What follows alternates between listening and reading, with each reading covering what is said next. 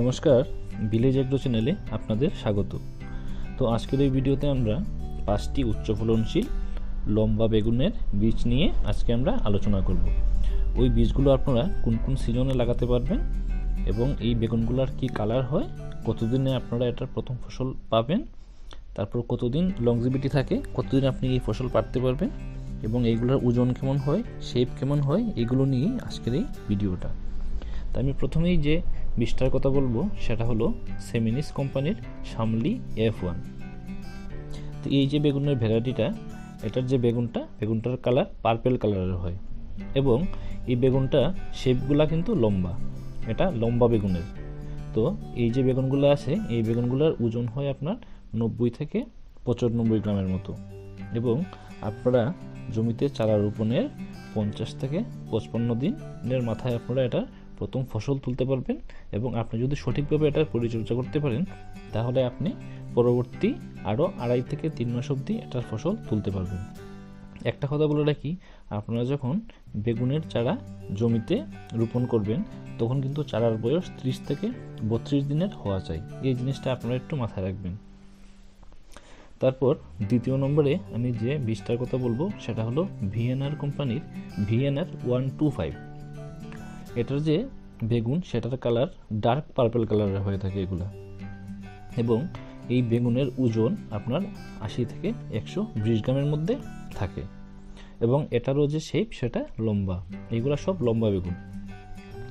এই ভিএনআর 125 সিডটা আপনারা জমিতে চারা রোপণের 50 থেকে 60 দিনের মাথায় আপনারা এটা প্রথম ফসল তুলতে পারবেন এবং এটাও যদি আপনি সঠিক পরিচর্যা করেন আপনারা 2.5 থেকে 3 মাস অবধি এটার ফসল আপনারা তুলতে পারবেন।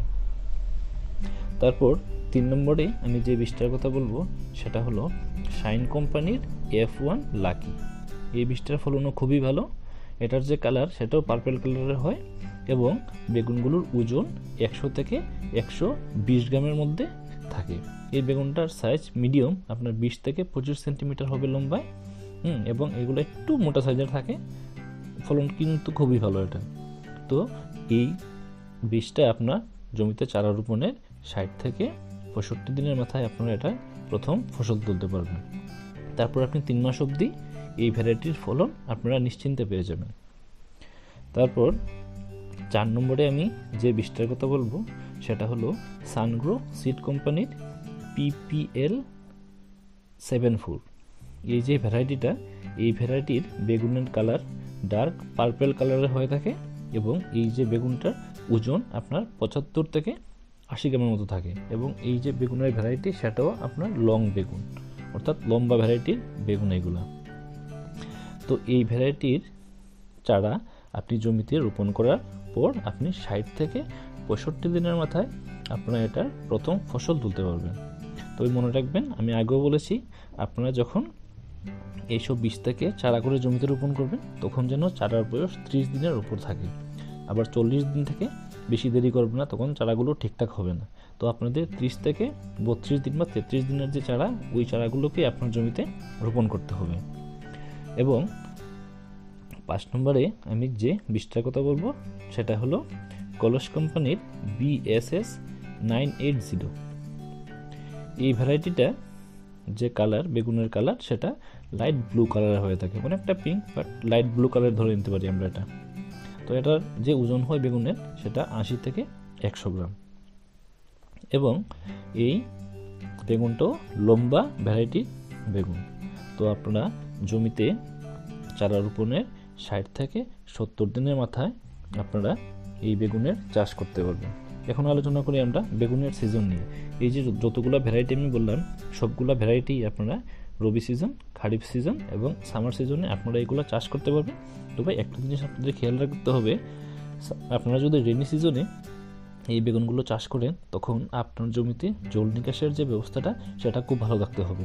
যদি বেগুনের গোড়ায় জল জমে থাকে তাহলে কিন্তু আপনার ফলন ভালো হবে না। তো আপনারা 3টা সিজনেই এই বীজগুলো চাষ করতে পারবেন, কোনো অসুবিধা হবে না, কিন্তু এই জিনিসটা আপনাদের খেয়াল রাখতে হবে।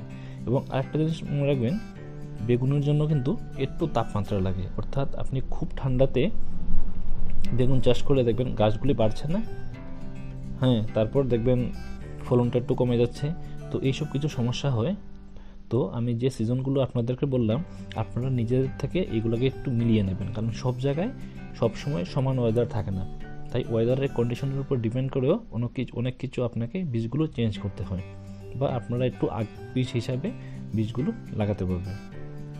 প্রত্যেকটা ভ্যারাইটি ভালো, আপনারা নির্দ্বিধায় এই ভ্যারাইটিগুলো চাষ করতে পারবেন। তো আশা করি এই ইনফরমেশনগুলো আপনাদের ভালো লেগেছে। যদি ইনফরমেশনগুলো আপনাদের ভালো লেগে থাকে তাহলে আমার চ্যানেলটিকে সাবস্ক্রাইব করে নেবেন এবং ভিডিওতে একটা লাইক দিয়ে দেবেন, এবং পরবর্তী ভিডিওর নোটিফিকেশন পাওয়ার জন্য বেল আইকনটি প্রেস করে দেবেন। ধন্যবাদ। জয় হিন্দ।